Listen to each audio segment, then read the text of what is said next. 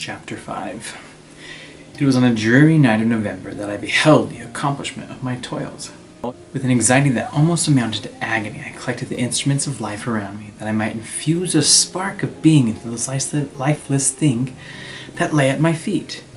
It was already 1 a.m. The rain pattered dismally against the panes, and my candle was nearly burnt out when, by the glimmer of the half-extinguished light, I saw the dull yellow eye of the creature open. It breathed hard, and a convulsive motion agitated its limbs. How can I describe my emotions at this catastrophe, or how delineate the wretch whom with such infinite pains and cares I had endeavored to form? His limbs were in proportion, and I had selected his features as beautiful. Beautiful! His yellow skin scarcely covered the work of muscles and arteries beneath. His hair was of a lustrous black and flowing, his teeth of a pearly whiteness, but these luxuriances only formed a more horrid contrast with his watery eyes that seemed almost of the same color as the dun white sockets in which they were set. His shriveled complexion was straight black lips. The different accidents of life are not so changeable as the filling of human nature. I had worked hard nearly for 2 years for the sole purpose of infusing life into an inanimate body. For this I had deprived myself of rest and health. I had desired it with an ardor that far exceeded moderation, but now that I had finished, the beauty of the dream vanished, and breathless horror and disgust filled my heart. Unable to endure the aspect of the being I had created, I rushed out of the room and continued a long time traversing my bedchamber, unable to compose my mind to sleep. At length lassitude succeeded to the tumult I had before endured, and I threw myself on my bed in my clothes, endeavoring to seek a few moments of forgetfulness. But it was in vain. I slept indeed, but I was disturbed by the wildest dreams. I thought I saw Elizabeth, in the bloom of health, walking in the streets of Ingolstadt. Delighted and surprised, I embraced her, but as I impressed the first kiss on her lips, they became livid with the hue of death. Her features appeared to change, and I thought that I held the corpse of my dead mother in my arms. A shroud enveloped her form, and I saw the grave worms crawling in the folds of the flannel. I started from my sleep with horror. A cold dew covered my forehead, my teeth chattered, and every limb became convulsed, when by the dim and yellow light of the moon, as it forced its way through the window shutters, I beheld the wretch, the miserable monster whom I had created. He held up the curtain of the bed, and his eyes, if eyes they may be called, were fixed on me. His jaws opened, and he muttered some inarticulate sounds, while a grin wrinkled his cheeks. He might have spoken, but I did not hear.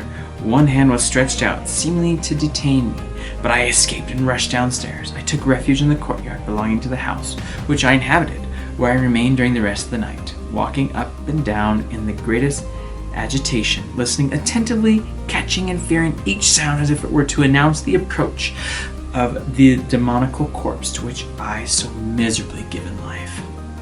Oh, no mortal could support the horror of that countenance. A mummy again endued with animation could not be so hideous as that wretch. I had gazed on him while unfinished. He was ugly then, but when those muscles and joints were rendered capable of motion, it became a thing such as even Dante could not have conceived. I passed the night wretchedly. Sometimes my pulse beat so quickly and hardly that I felt the palpitation of every artery. At others, I nearly sank to the ground through languor and extreme weakness. Mingled with this horror, I felt the bitterness of disappointment. Dreams that had been my food and pleasant rest for so long a space were now become a hell to me, and the change was so rapid, the overthrow so complete. Morning, dismal and wet, at length dawned, and discovered to my sleepiness and aching eyes the church of Ingolstadt, its white steeples and clock, which indicated the 6th hour. The porter opened the gates of the court, which had that night been my asylum, and I issued into the streets, pacing them with the quick steps, as if I sought to avoid the wretch whom I had feared every turning of the street would present to my view. I did not dare return to the apartment which I inhabited, but felt impelled to hurry on, Although drenched by the rain which poured from a black and comfortless sky, I continued walking in this manner for some time, endeavoring by bodily exercise to ease the load that weighed upon my mind. I traversed the streets without any clear conception of where I was, or what I was doing. My heart palpitated in the sickness of fear. I hurried on with irregular steps, not daring to look around me, like one who on a lonely road doth walk in fear and dread, and having once turned around, walks on, and turns no more his head, because he knows a frightful fiend doth close behind his tread. Continuing thus, I came at length opposite to the inn at which the various diligences and carriages usually stopped. Here I paused. I knew not why, but I remained some minutes with my eyes fixed on a coach that was coming toward me from the other end of the street. As it drew near, I observed that it was the Swiss diligence. It stopped just where I was standing, and on the door being opened, I perceived Henry Clerval, who, on seeing me, instantly sprung out. "My dear Frankenstein," exclaimed he, How glad I am to see you! How fortunate that you should be here at the very moment of my alighting!" Nothing could equal my delight on seeing Clerval. His presence brought back to my thoughts my father, Elizabeth, and all those scenes of home so dear to my recollection. I grasped his hand, and in a moment forgot my horrid misfortune. I felt suddenly, and for the first time during many months, calm and serene joy. I welcomed my friend, therefore, in the most cordial manner, and we walked towards my college. Clerval continued talking for some time about our mutual friends, and his own good fortune in being permitted to come to Ingolstadt. You may easily believe, he said, how great was the difficulty to persuade my father that all necessary knowledge was not comprised in the noble art of bookkeeping, and indeed I believe I left him incredulous to the last. For his constant answer to my unwearied entries was the same as that of the Dutch schoolmaster in The Vicar of Wakefield. I have 10,000 florins a year without Greek. I eat heartily without Greek. But his affection for me at length overcame his dislike of learning, and he was permitted me to undertake a voyage of discovery to the land of knowledge. It gives me the greatest delight to see you, but tell me how you left my father, brother, and Elizabeth's. Very well, and very happy, only a little uneasy that they hear from you so seldom. By and by, I mean to lecture you a little bit about their accounts myself, but, my dear Frankenstein, continued, stopping short and gazing full in my face, I did not before remark how very ill you appear, so thin and pale. You look as if you've been watching for several nights.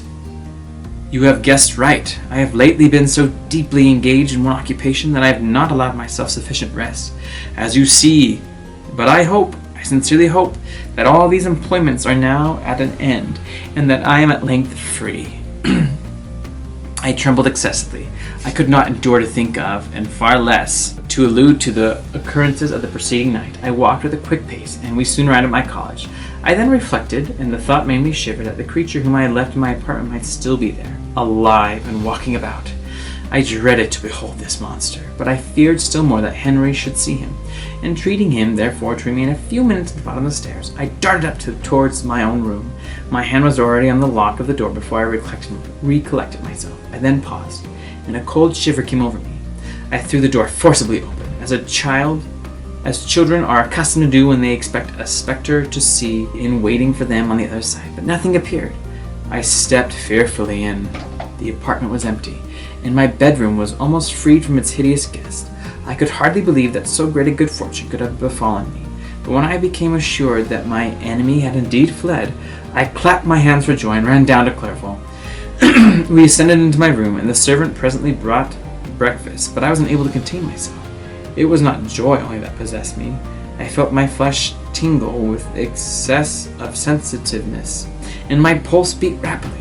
I wasn't able to remain for a single instant in the same place. I jumped over the chairs, clapped my hands, and laughed aloud. Clerval at first attributed my unusual spirits to joy on his arrival, but when he observed me more attentively, he saw a wildness in my eyes for which he could not account.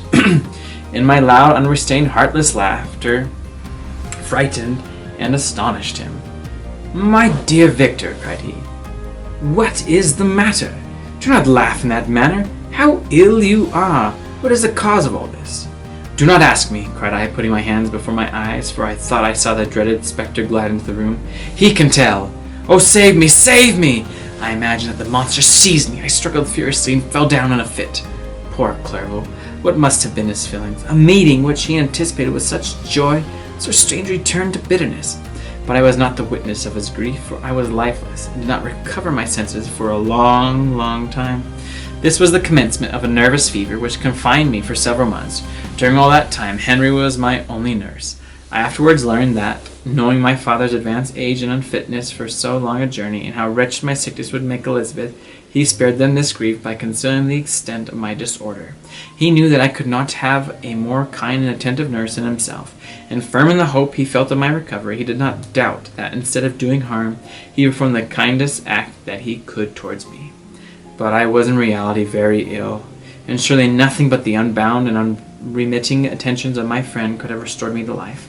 The form of the monster of whom I had bestowed existence was forever before my eyes, and I raved incessantly concerning him.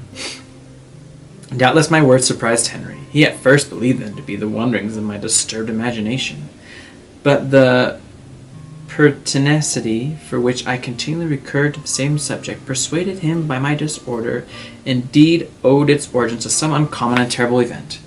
By slow degrees and with frequent relapses that alarmed and grieved my friend, I recovered. I remember the first time I became capable of observing outward objects with any kind of pleasure. I perceived that the fallen leaves had disappeared, and that the young buds were shooting forth from trees that shaded by a window. It was a divine spring, and the season contributed greatly to my convalescing. I felt only sentiments of joy and affection revive in my bosom. My gloom disappeared, and in a short time I became as cheerful as before I was attacked by the fatal passion. "Dearest Clerval," exclaimed I, "how kind, how very good you are to me! This whole winter, instead of being spent in study, as you promised yourself, has been consumed in my sick room. How shall I ever repay you? I feel the greatest remorse for the disappointment of which I have been the occasion. But you will forgive me. You will repay me entirely if you do not decompose yourself. But get well as fast as you can, and since you appear in such good spirits, I may speak to you on one subject. May I not?" I trembled. One subject? What could it be? Could he allude to an object of whom I dared not even think? "Compose yourself," said Clerval, who observed my change of color. "I will not mention it, if it agitates you, but your father and cousin would be very happy if they received a letter from you in your own handwriting. They hardly know how ill you have been, and are uneasy at your long silence." "Is that all, my dear Henry? How could you suppose that my first thoughts would not fly towards those dear, dear friends whom I love, and who are so deserving of my love? If this is your present temper, my friend, you will perhaps be glad to see a letter that has been lying here for some days for you. It is from your cousin, I believe." Before I end this video, let it be known that I don't know every word, and I might have mispronounced something, so forgive me if I did.